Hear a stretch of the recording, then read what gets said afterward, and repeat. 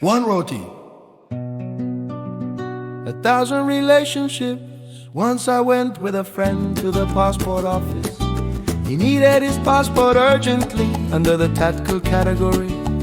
We stood in long queues, filled forms, waited for hours. By the time our turn finally came to submit the fee, the clerk closed the window and said flatly, "Time is over, come tomorrow." I requested him politely, "We've been here the entire day. Please, it's just a fee." He got irritated, "It's not my fault you waited all day. Ask the government to hire more staff. I've been working since morning." My friend felt disheartened and said, "Let's go, we'll come tomorrow." But something inside me said, "Wait." The clerk picked up his bag and walked away. I followed him silently. He sat alone in the canteen, opened his lunchbox and began eating. I sat on the bench opposite him. I smiled and asked softly, "You must meet many important people every day, right?" He nodded. "SIS officers, IPS officers, MLS. Many people wait in front of my chair." I paused and then asked something unexpected. "May I have one roti from your plate?" He looked surprised and said, "Yes, of course." I took a roti, ate it with the vegetable and said sincerely, "Your wife cooks really well." Then I said gently, "You sit on an important chair. Many powerful people come to you, but do you respect your position?" He looked confused. "What do you mean?" I replied calmly, "If you respected the responsibility given to you, you wouldn't treat people this way." I continued, without anger, only the truth. "You eat alone, you sit alone. You send people away instead of helping them. People come from faraway places, tired and helpless. And your answer is to ask the government to hire more staff. But think for a moment, if more people are hired, won't your importance reduce?" He went silent. I said, "God gave you a chance not just to earn money, but to build relationships. But instead of using it, you're losing them."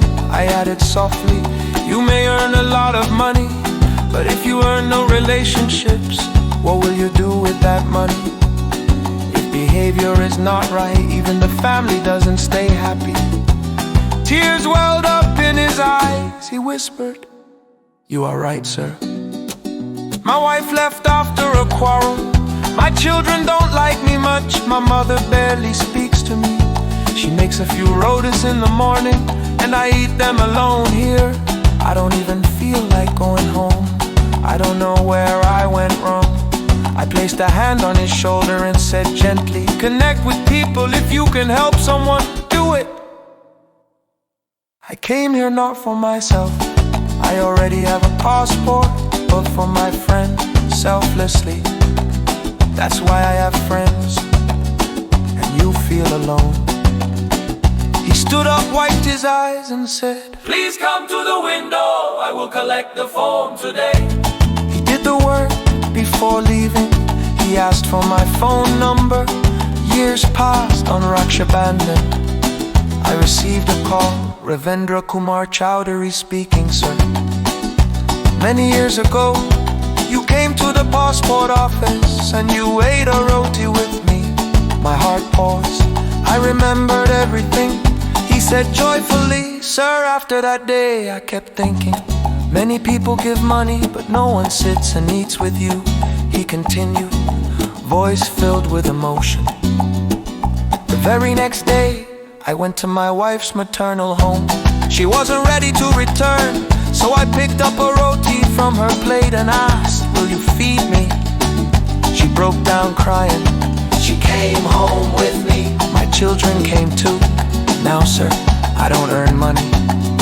I earn relationships. Whoever comes to me, I do their work happily. Then he said softly, "I called you today to wish you happy Raksha Bandhan. You taught me how to build relationships. My daughter is getting married next month. You must come and bless her. You made a relationship." I listened, silently, deeply moved.